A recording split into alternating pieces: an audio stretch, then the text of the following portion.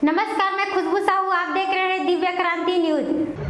जसपुर जिले के वरिष्ठ आदिवासी नेता नंद कुमार साय ने एक दिन पहले रविवार के दिन भाजपा से इस्तीफा दिया था और दूसरे दिन ही सोमवार को नंद कुमार साय कांग्रेस भवन पहुंचे, जहां मुख्यमंत्री भूपेश बघेल, प्रदेश कांग्रेस अध्यक्ष मोहन मरकाम से मुलाकात करने के बाद उन्होंने कांग्रेस प्रवेश कर लिया। आपको बता दें कि श्री साय कई दशकों से भाजपा से जुड़े थे। वे 3 बार के विधायक और 3 बार सांसद रह चुके हैं। श्री साय अनुसूचित जनजाति आयोग के राष्ट्रीय अध्यक्ष भी रहे हैं, लेकिन छत्तीसगढ़ भाजपा की राजनीति में उन्हें लंबे समय से उपेक्षा का शिकार होना पड़ रहा था। राज्य गठन के समय जब उन्हें नेता प्रतिपक्ष बनाया गया, तब भी उनका विरोध होता रहा। बाद में 2003 में उन्हें तत्कालीन मुख्यमंत्री अजीत जोगी के खिलाफ चुनाव लड़वाकर संकट के समय में झोंक दिया गया था। हाल ही में कई दिनों तक वे प्रदेश भाजपा का नेतृत्व अपने हाथ में लेने की कोशिश करते रहे,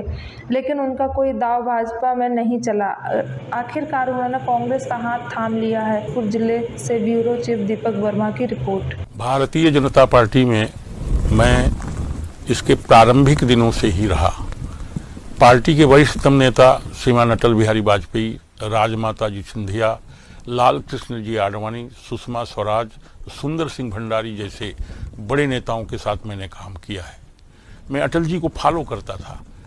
वो भारत माता को क्या रूप देते थे, कैसा उसका वर्णन करते थे। वो कहते थे कि भारत कोई जमीन का टुकड़ा नहीं है, ये जीता जागता राष्ट्र पुरुष है। इस देश के संबंध में वो वर्णन करते थे, कवि थे, कंकर कंकर शंकर है और बिंदु बिंदु गंगा जल है।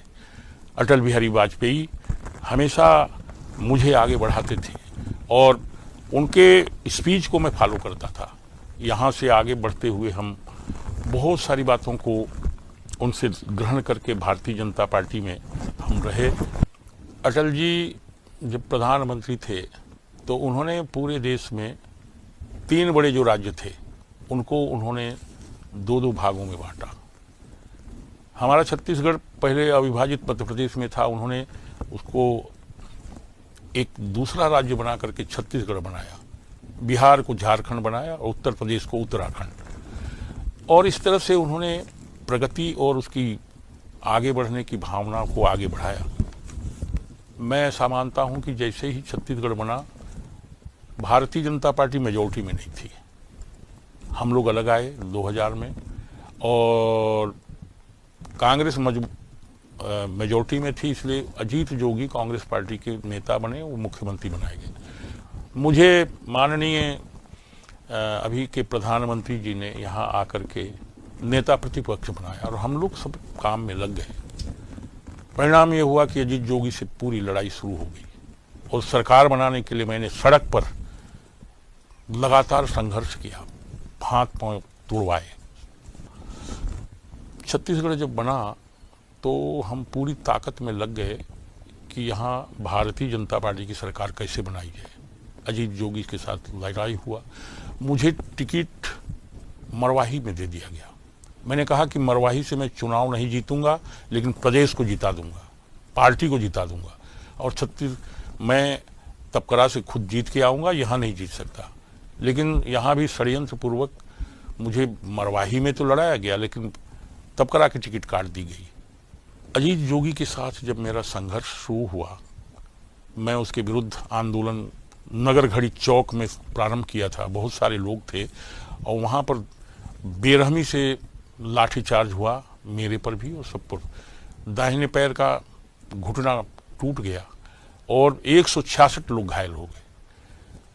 उसके बाद में मैं प्लास्टर बांध करके पूरे प्रदेश का दौरा किया और इस दौरे के कारण अजीत जोगी हिल गए और परिणाम ये हुआ कि जैसे चुनाव का समय आते गया, हम बहुत तेजी से पार्टी को ऊपर ले आए। जब चुनाव हुआ तो भारतीय जनता पार्टी विजयी हो गई, लेकिन वहां मुझे आकर के बताया गया पार्टी के नेताओं के द्वारा, क्योंकि मुझे एक टिकट काट दी गई थी, कि बोले मुख्यमंत्री आपको ही बनाना था, लेकिन आप चुनाव नहीं जीत पाए। और परिणाम ये हुआ कि किसी अन्य को बना दिया गया और लाठी डंडा, मेहनत, परिश्रम हमने किया और हमको किसी भी प्रकार के किसी दायित्व से वंचित कर दिया गया। सबसे एक महत्वपूर्ण बात है, उस समय जब भारतीय जनता पार्टी की सरकार थी, उसके निर्माण में सबसे बड़े एक हमारे योजनाकार, लड़ाकू और तेजस्वी नेता थे दिलीप सिंह जूदेव। बंधुवर दिलीप सिंह जी अपने मूंछ को दांव पर लगा करके कहा कि अगर सरकार नहीं बनेगी तो हम मूंछ एक तरफ काट देंगे, और उन्होंने बहुत परिश्रम किया। लेकिन सबसे दुर्भाग्यपूर्ण बात ये थी कि दिलीप सिंह जी को नीचा दिखाने के लिए अपने ही गवर्नमेंट में तरह तरह के षड्यंत्र हुए। जसपुर में 5, 7, 10 लाल बत्ती मार दिया गया। जब वो एक कार्यक्रम में थे और खुड़िया दीवान उनके साथ में बैठे हुए थे, उनको पुलिस ने जबरदस्ती घसीट करके ला करके वो अपने गाड़ी में डाल दिया।